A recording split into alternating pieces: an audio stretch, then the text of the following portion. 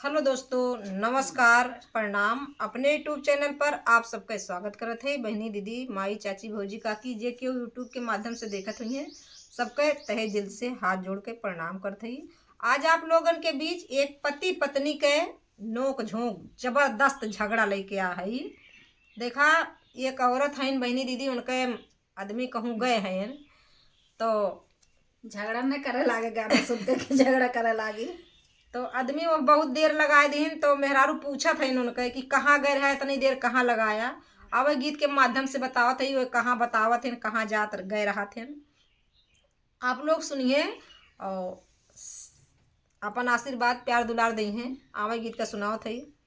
घास से फूस के मड़ई में टाटी के दरवाजवा रजऊ कहावा बितौला इतनी देरिया ना, रजऊ कहावा बितौला इतनी देरिया ना, देरिया ना हो रजऊ देरिया ना, रजऊ कहावा बितौला इतनी देरिया ना, रजऊ कहावा बितौला इतनी देरिया ना। सोनरा दुकनिया गईली टिकवा गढ़वली, सोनरा दुकनिया गईली टिकवा गढ़ाईली, रनिया ओही पे बितौली इतनी देरिया ना, रनिया ओही पे बितौली इतनी देरिया ना, देरिया ना हो देरिया ना, रनिया ओही पे बितौली इतनी देरिया ना, रनिया वही पे बितौली इतनी देरिया ना। कैसे के मानी रजऊ तोहरा ही बतिया, रजऊ छुई न लेते तुलसी के चरनिया ना, रजऊ छुई न लेते तुलसी के चरनिया ना, चरनिया ना हो चरनिया ना, रजऊ छुई न लेते तुलसी के कसमिया ना, रजऊ खाई न लेते तुलसी के कसमिया ना। कैसे के खाई रानी तुलसी के कसमिया, रानी छूट न जाइए मांगी कैसे दूरवाना, रानी छूट न जाइए मांगी कैसे दूरवाना, से दूरवाना हो से दूरवाना, रानी छूट न जाइए मांगी कैसे दूरवाना। घास फूस के मड़ई में टाटी के दरवाजवा रजऊ कहावा बितौला इतनी देरिया ना, रजऊ कहावा बितौला इतनी देरिया ना, देरिया ना हो बलमु देरिया ना, बलमु कहावा बितौला इतनी देरिया ना। बज जा दुकान गईली चुनरी खरीदली, बज जा दुकान गईली चुनरी खरीदली, रनिया वही पे लगौली इतनी देरिया ना, रनिया वही पे लगौली इतनी देरिया ना, देरिया ना हो रनिया देरिया ना, रानी वही पे लगौली इतनी देरिया ना।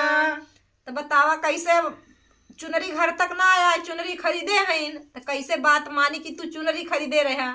तब बतावा कैसे के मानी रजऊ तोहरा कहनवा, रजऊ खाए न लेते काली के कसमिया ना, रजऊ खाए न लेते काली के कसमिया ना, कसमिया ना हो कसमिया ना, रजऊ खाए न लेते काली के कसमिया ना, रजऊ खाए न लेते काली के कसमिया ना। कैसे के खाई रनिया काली मैया के कसमिया, रनिया छुटी न जाइए मांगी कैसे दूरवाना, रनिया छुटी न जाइए मांगी कैसे दूरवाना, से दूरवाना हो से दूरवाना, रनिया छुटी न जाइए मांगी कैसे दूरवाना। घास फूस के मड़ई में टाटी के दरवाजवा रजऊ कहावा बितौला इतनी देरिया ना, सजना कहावा बितौला इतनी देरिया सजना कहवा बितौला इतनी देरिया ना दर्जी जू दुकान गईली चोलिया सियावली दर्जी दुकान गईली चोलिया सियावली रनिया वहीं पे लगौली इतनी देरिया ना रनिया वहीं पे लगौली इतनी देरिया ना कैसे के मानी रजऊ तोहरा कहनवा रजऊ खै न लेते मैया के कसमियाना रजऊ खै न लेते माई के कसमियाना अपने माई कसम खा ला चरण छुई ला तब न मानी कि तू हाँ कहाँ गए कैसे के खाई रनिया मैया के कसमिया रनिया छूटी जइए मांगी कैसे दूरवाना रनिया उतर जइए सोलो हो सिंगारवाना सिंगारवाना हो सिंगारवाना रनिया छूटी जइए सोलो हो सिंगारवाना रनिया छूटी जइए सोलो हो सिंगारवाना घास फूस के माड़ई में टाटी के दरवाजवा रजऊ कहवा बितौला इतनी देरियाना रजऊ कहवा बितौला इतनी देरियाना। तो गीत कैसन लाग आप लोग कमेंट में बताइए और ज्यादा से ज्यादा अपन प्यार दुलार आशीर्वाद देंगे। मिलत है आगे वीडियो में, तब तक नमस्कार प्रणाम।